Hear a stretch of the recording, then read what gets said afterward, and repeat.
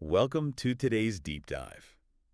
If you're tuning in with us right now, you're probably looking for one of um, those profound, actionable aha Oh, moments. absolutely. That's always the goal here. And I really think we have a massive one for you today.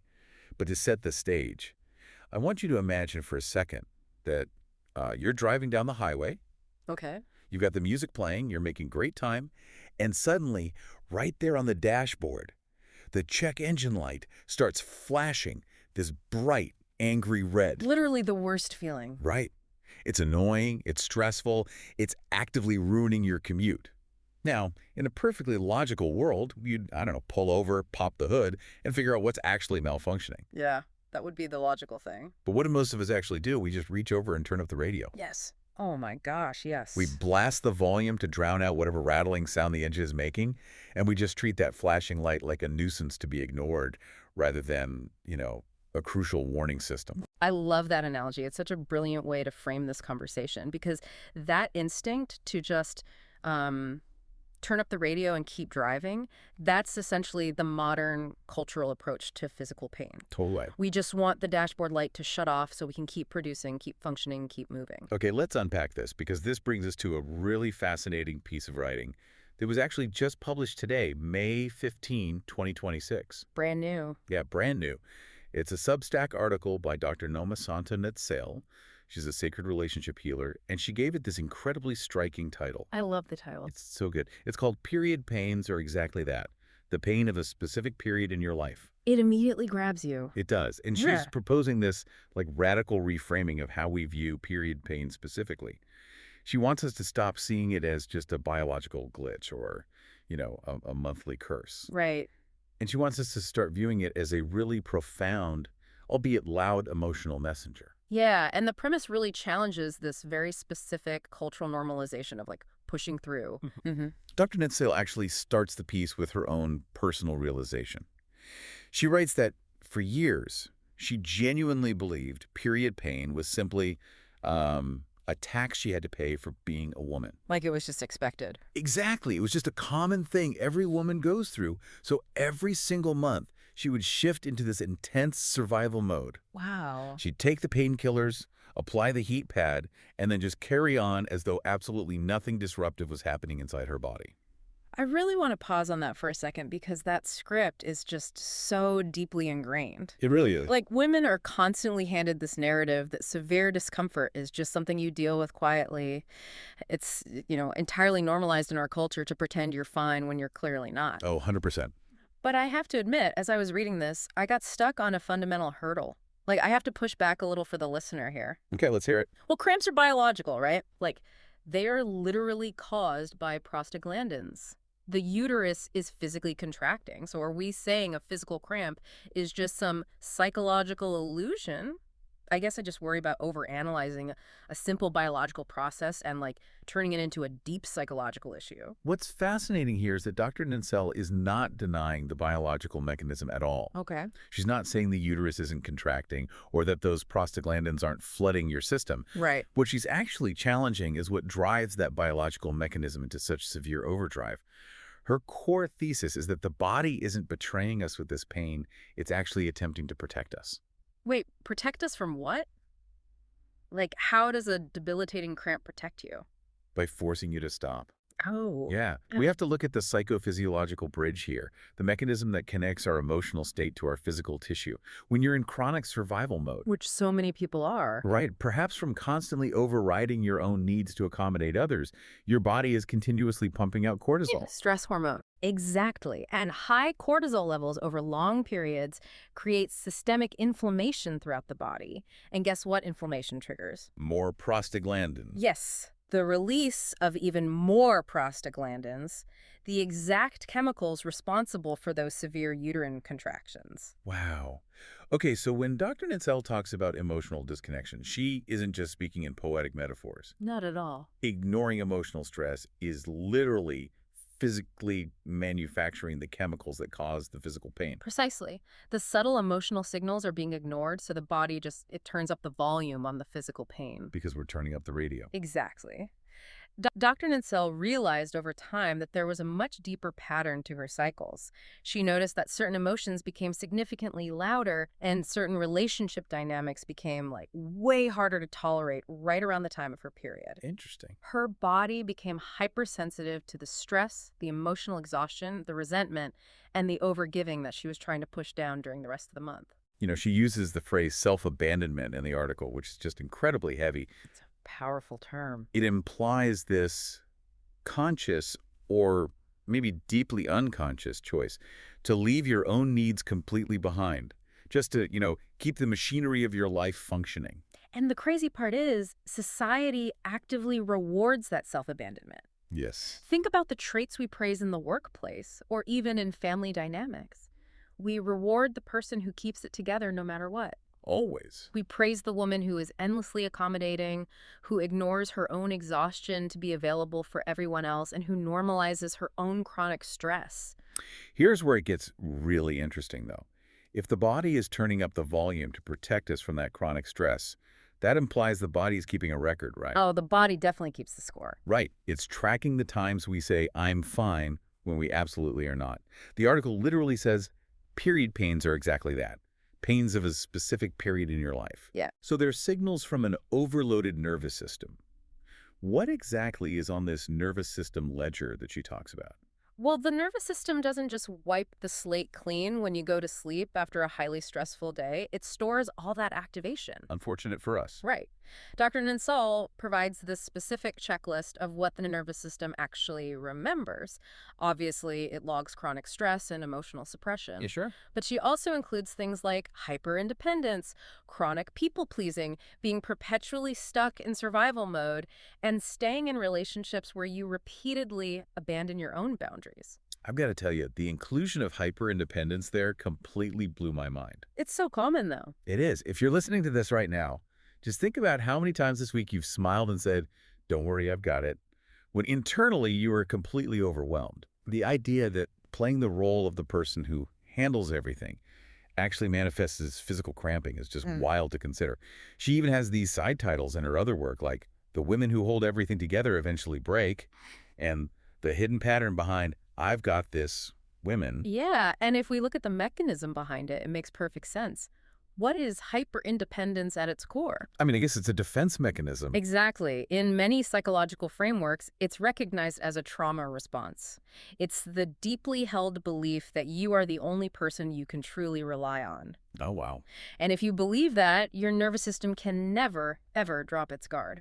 You are perpetually in a state of high alert, holding the structural integrity of your life and often the lives of everyone around you together. It's like running a computer with like 100 heavy applications open in the background simultaneously. Yes, perfect analogy. Like on the screen, everything might look fine. Maybe the mouse is moving a little slow, but inside, the processor is just overheating and the cooling fan is screaming at maximum volume just to keep the motherboard from melting down. That is exactly what it feels like. And those side titles you mentioned perfectly illustrate the physical toll of that behavior. Yeah, because if your mind is constantly projecting this facade of, I don't need help, I can handle everything, your physical body is the one stuck paying the toll for that illusion.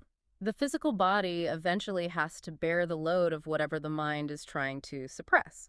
Emotional wellness and physical wellness are absolutely inseparable here. They really are. You cannot be emotionally exhausted, constantly shape-shifting to please others, Yeah. overriding your own boundaries, and expect your physical body to just cruise along smoothly. Right. The pain is the physical manifestation of that hidden emotional burden. Okay, so the dashboard light is flashing because the engine is overwhelmed by the load we're forcing it to pull. We understand why the nervous system is keeping score and how that chronic stress translates chemically into pain. Yes. So what does this all mean for us practically? How do we actually deal with it?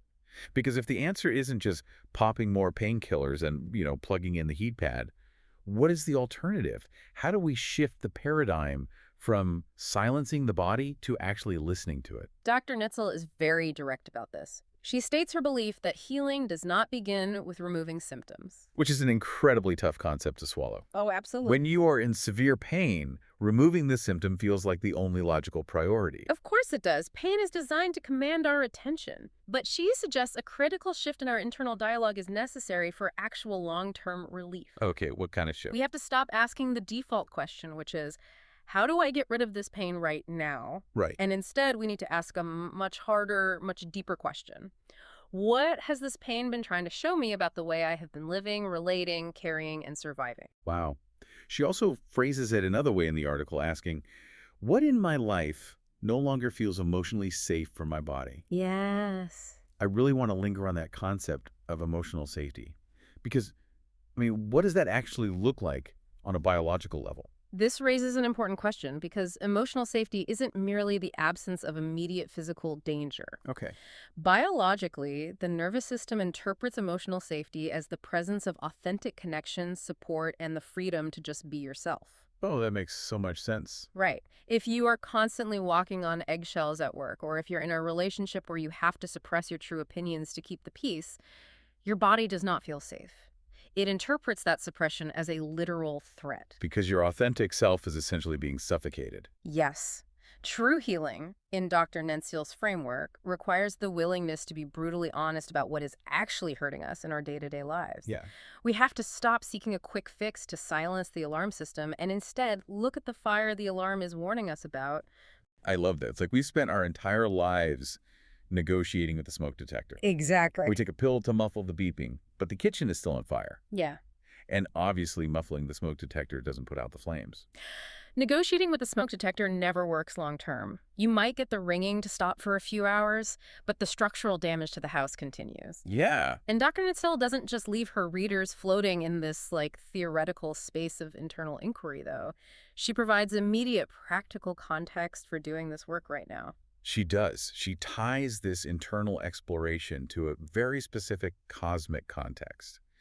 She mentions the astrological timing of when she published the piece, specifically the new moon in Cancer. Yes. Now, I know astrology can sometimes lose people who are strictly science-minded.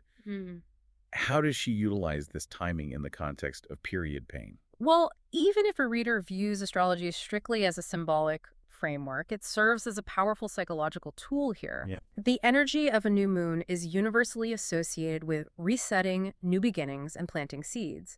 And Cancer specifically is a sign deeply connected to the home, emotions, intuition, and maternal energy. Okay, yeah. By framing the article around this timing, she's giving the reader a psychological anchor, a specific moment to pause and reflect on these maternal emotional themes. She points out that this new moon presents an opportunity to heal what she calls the mother wound. And when I read that phrase, my mind immediately flashed back to our discussion earlier about hyperindependence and the I've got this women. Oh, it's all connected. I wonder how much of that is learned behavior. Like, does the mother wound represent the generational trauma of watching our own mothers normalize their pain? If we connect this to the bigger picture, it makes perfect sense. Think about the silent lessons we absorb by observing the women who raised us. Right. If you watched your mother constantly override her own exhaustion, if you watched her push through physical pain to make sure dinner was on the table, and if you saw her prioritize everyone else's needs way above her own, you internalize that behavior. You essentially inherit a blueprint for self-abandonment. Exactly. You watch the people you look up to turn up the radio to ignore the rattling engine, and you naturally just assume, oh, well, that's just how you drive the car. That's just how it's done. And the mother wound isn't necessarily about assigning blame or saying your mother was a bad person. Right, of course not. It's often about recognizing the unhealed pain and the survival mechanisms that she inherited, relied upon, and inadvertently passed down to you.